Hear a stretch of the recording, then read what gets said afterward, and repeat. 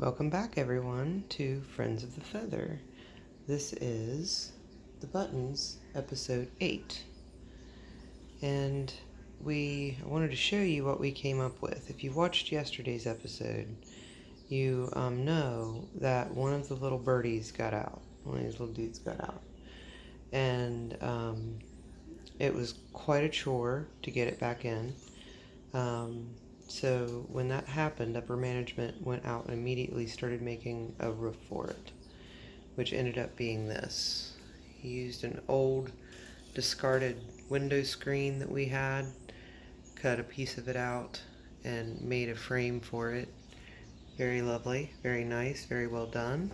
Of course, as everything that upper management does is very well done. And while I was in here, he told me to stay in here and make sure no more jumped out. And while he was out there making this, and I was waiting for him to come back in, one of them actually did jump out. And so I had to corral it back in. It just went over here and like hid in this corner right here. So I was able to corral it back in just using my hands. But I was going to lift this up so you guys can kind of see them and watch them. They're too cute, you guys. Too freaking cute. 15 days old. Very, very awesome. So if you tuned into this morning's episode, you know that this is Fact Finding Friday. And today's subject is chickens. So if you go back to today's morning episode, you can see some really cool facts about chickens that I didn't know. Well, some of them I kind of knew, but they were not confirmed. But I decided, I was like, well, let's see what those facts are like for quails, right? Since they're similar, they're both birds, but whatever. So I was like, all right, let's find out, these different facts about chickens. Well, what about quails? So it turns out that with fact number 1, which was that chickens come from dinosaurs, quails are descendant of dinosaurs too. All birds, they suspicion, are products of dinosaurs. So same thing. I guess any bird is suspect to have been a dinosaur at one point. The origin of chickens is in Asia. And I know this morning I called them Chinese chickens. I'm so sorry. They're not Chinese. They're actually talking about like Malaysia, like Indonesia, those types of areas. But quails, they are saying that quails, like the standard breeds of quails, the bobwhite quail, the Catronics, or I gotta see it to be able to say it, but anyway, those all originated in North America, okay? But when you look up button quails specifically, it says that they come from Southeast Asia and Australia.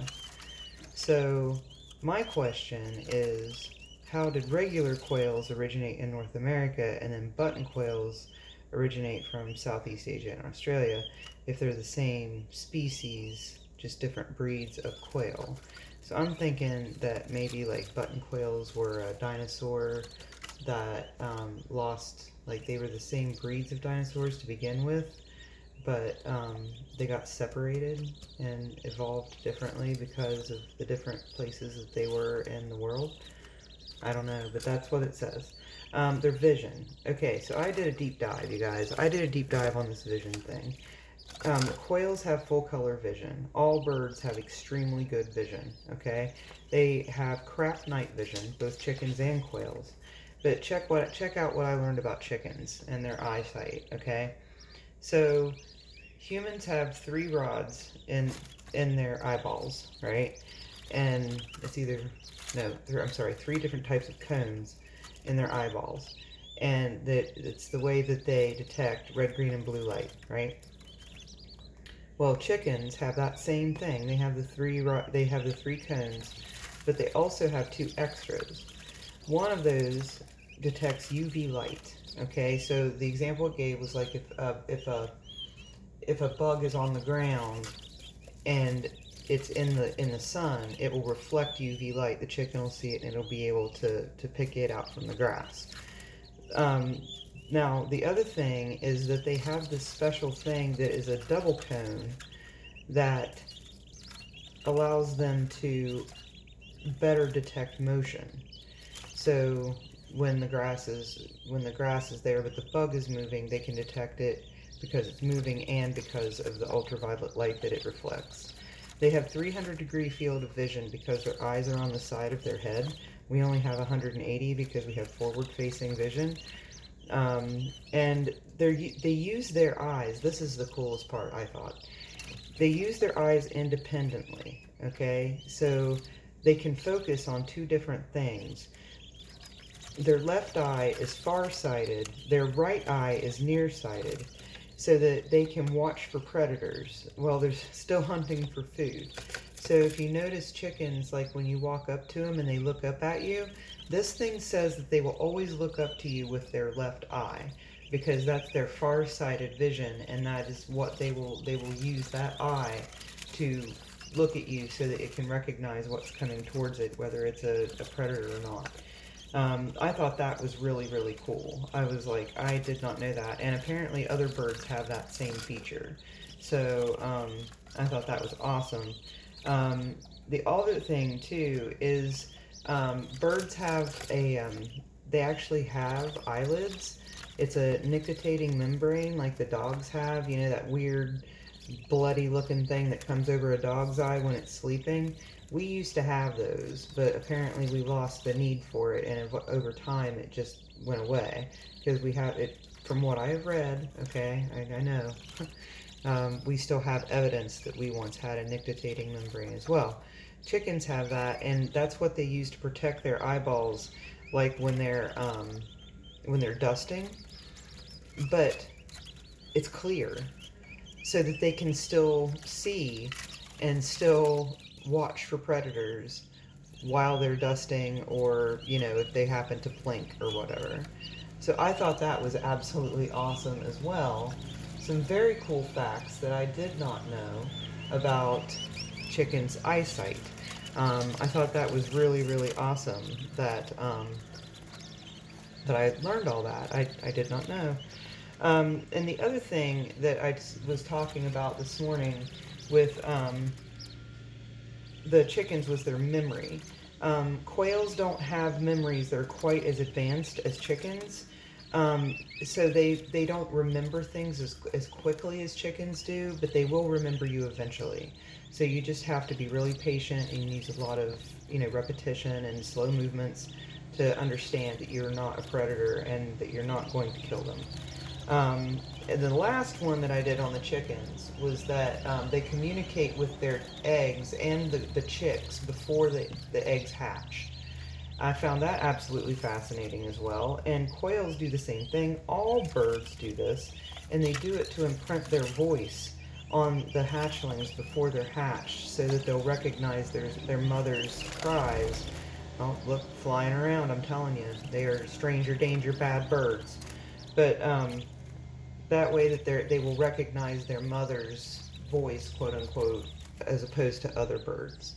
So I thought those were some really fascinating kind of comparison contrast things that go along with quails as opposed to chickens.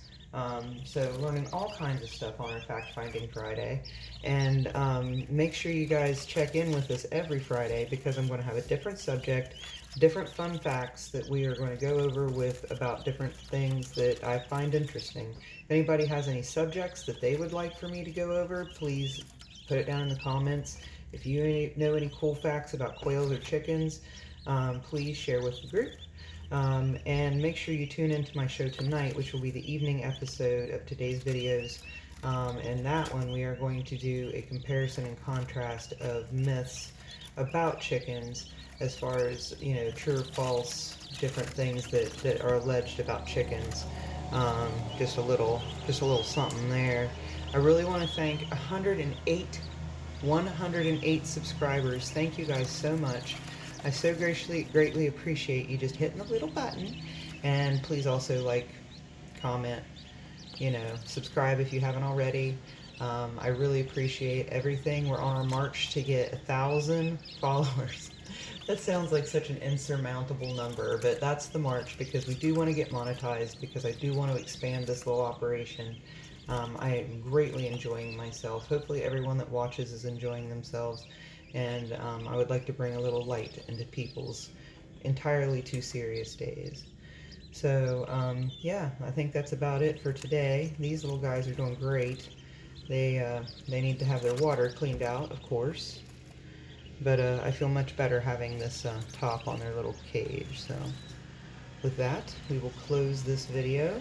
And I wish you guys a happy Friday. Yes.